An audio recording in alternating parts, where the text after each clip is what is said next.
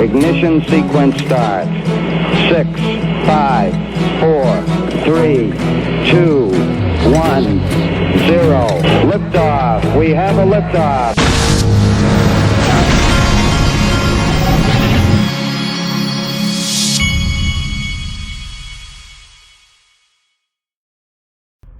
Hey everybody, this is the Digital Asset Investor, and I wanted to start this video with something that I just heard today that I thought was really interesting.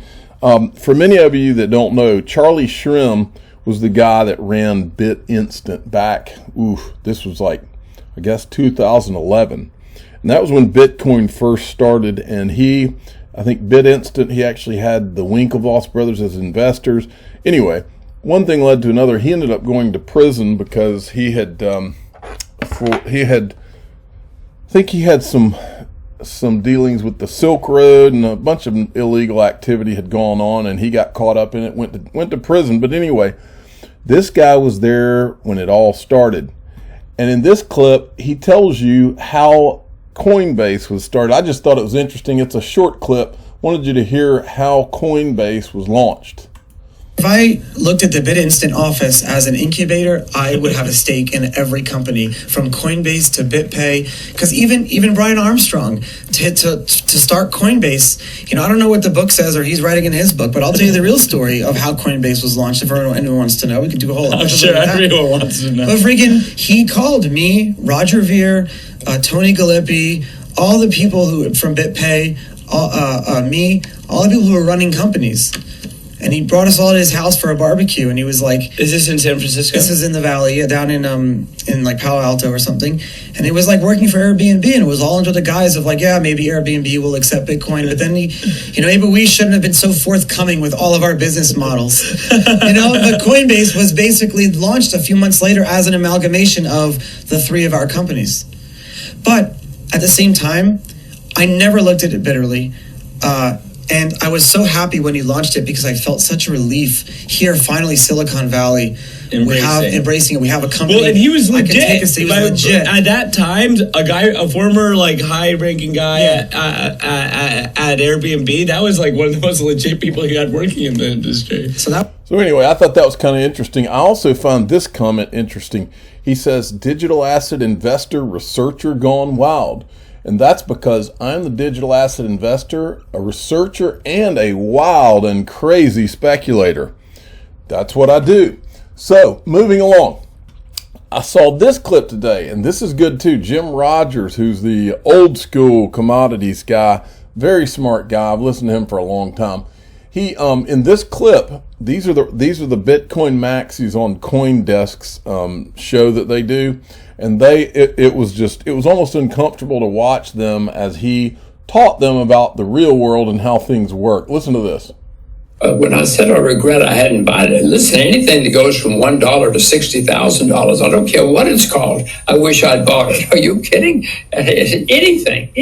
That's what I meant when I said I wish I'd bought it. Maybe I would have made a little money or not. And I'm delighted El Salvador is doing this, but if you're hanging your hat on El Salvador, with all due respect, it's a nice place to go and visit, but it's a country of 6 million people with not much stability and not a lot of smart leadership. So I would hope that somebody would find a better place than El Salvador to use. I mean, China, as you point out, China's essentially banning Bitcoin. Between China and El Salvador, China is much more important. Christine, I am not suggesting that the government has a reason, except for the fact that it might become a competitor, and then the government is going to act. That's the way these guys in Washington and Rome and London think. I don't particularly like the fact that we cannot have competing currencies, but they have the guns.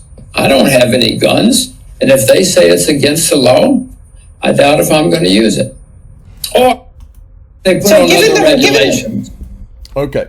So I think they're going to regulate Bitcoin, but not because they're worried about Bitcoin becoming a currency. It can't become a currency because proof of work doesn't work.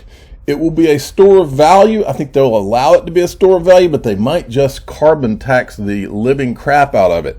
Okay, just because it's energy, it wastes a lot of energy. But Brad Garlinghouse called this a long time ago. Governments are going to bring out their tanks before they give up their control of the money supply. So, and that's why we've all been into XRP and following Ripple, is because it just seemed like the adult thing to do. Now, there's a lot of people that are getting antsy about the flare thing, and so I was going to try to show you the one indication of when this thing is supposed to come out that I've seen.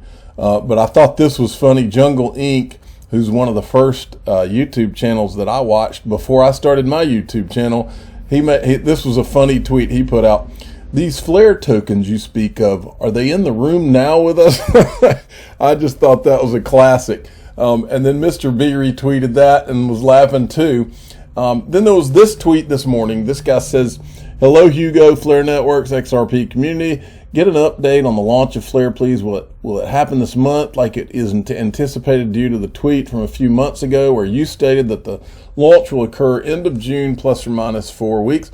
Well, and then this. So this is the response that I think kind of answers it. I think Tom T must be I guess he's in a Discord or something with him. Flare Network launch update, and right down here it says, "We aim to greenlight elements of the network and begin a token distribution airdrop sometime this month." July is what they're looking at. Now, also about Flare, Ledger, the Ledger people had put this out. "Hello, Flare community. Last Friday, we accidentally released the Flare app a bit too early, as the Flare mainnet hasn't been launched yet. Sorry about that. Rest assured that Flare mainnet and Ledger Flare app are coming out soon. We decided to remove the app from the Ledger Live Manager until then, since it's essentially unusable and the mainnet gets released." So that clears some Flare stuff up. Now, those of you that are listening to me, you have to understand that I just took great risk in mentioning Flare, because the Flare crypto police, the Flare social media cops are constantly on the beat. And if you say anything that's bordering on negative, even if it's true, you could be attacked viciously. But luckily for you, the digital asset investor, who is also a researcher and also a wild and crazy speculator, is used to being attacked. It's part of my life. So I can deal with it, and for that reason, don't worry about all of the social media police, the free speech police that will attack. Don't worry about it. Okay, this is from John Deaton's website. The biggest Chinese tech IPO in New York since Alibaba blew up into a disaster for investors. And Bill Hagerty, these are, I guess, politicians, demand an investigation. Says the SEC should never have let that happen. And guess who's part on page 1 of the IPO? You guessed it, Simpson Thacher, which has mastered the art of making money in China in ways that harm U.S. investors and clash with U.S. national interests. William Hinman was in charge of the SEC corporation finance while receiving $15 million in payments from Simpson Thacher. So here is that, Simpson Thacher. And then here, they're just zeroed in. Then he says, when are Hinman's actions at the SEC on Ethereum, Bitcoin, and XRP going to be investigated or subject to questions under oath? Why is SEC defending Hinman with taxpayer money against any questioning when he no longer works there? What is going on over there? And then there was this one. Now, this is great from John Deaton. He's all over it. 3 questions. Since your personal opinion is not considered an official SEC statement, when you publicly declared today's Ethereum is not a security, why would you give Ethereum such clarity? Why did you meet with the Ethereum Alliance? How much Ethereum did your firm's clients own? And he's retweeting his own tweet. Why would the SEC fight Hinman's subpoena? Please don't argue allowing his deposition would discourage future public servants. If it discourages people like Hinman or Clayton from going to the SEC, then good. He makes a very good point there. He got $15 million while at the SEC. He can sit for a 7-hour deposition. And then he's retweeting that one. So, but I mean, all great points. And then there was this article. Is that today? I always forget what the date is. Yes, today. SEC versus Ripple lawsuit gets tense while Ripple announces tokenization with XRP Ledger.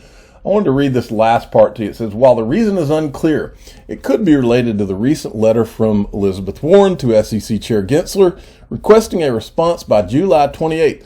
The senator implicitly offers the authority over digital assets to the SEC in a move that seems to outflank the CFTC.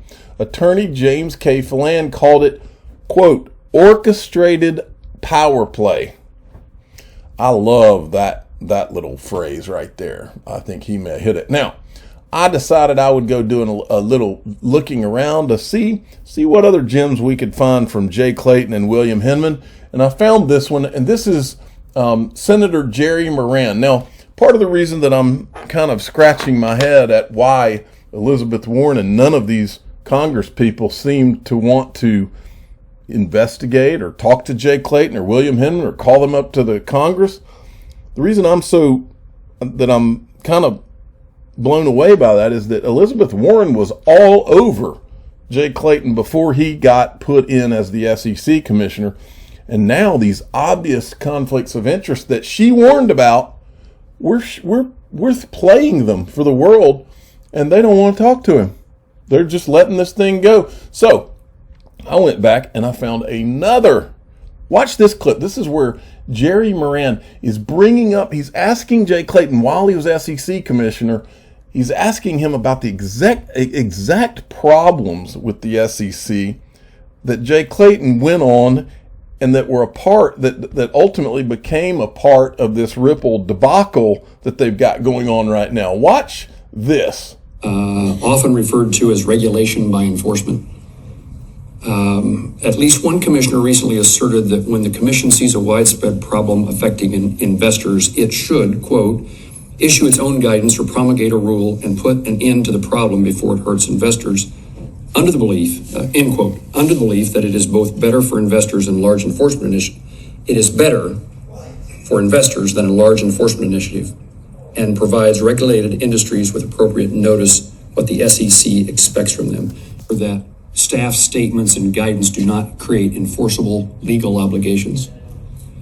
Yet, I think we often see the SEC point to risk alerts and enforcement proceedings brought against other industry participants as justification for appropriate notice. I think there's something here in particular that you should be worried about, but I do think that the principles you articulate are something that we should always be concerned about.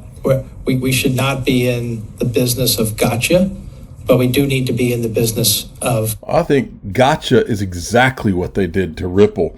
They let Ripple work with them for 8 years, and I believe Greg Kidd called it, it's almost like they set a trap.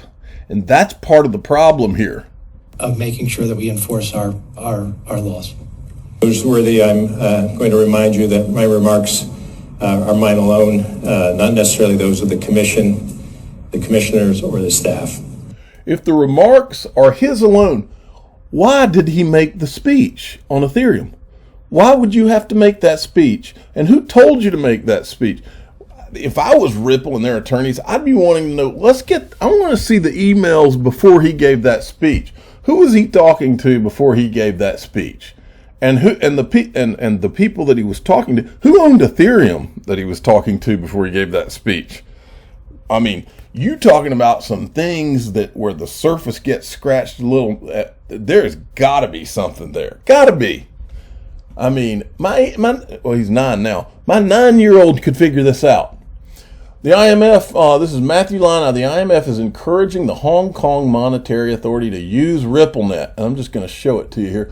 At present, this is from the IMF, several network-based service providers offer digital platforms, networks, RippleNet being an example. So I don't have to draw you a picture there. Fidelity digital assets to increase headcount by 70%. Now, why do you think they feel the need to do that? But here's the most interesting line out of this little report. The staff, and remember, Fidelity, all they've talked about is Bitcoin. Since I started this channel for the last 3 years, Bitcoin, Bitcoin, Bitcoin, Bitcoin, Bitcoin.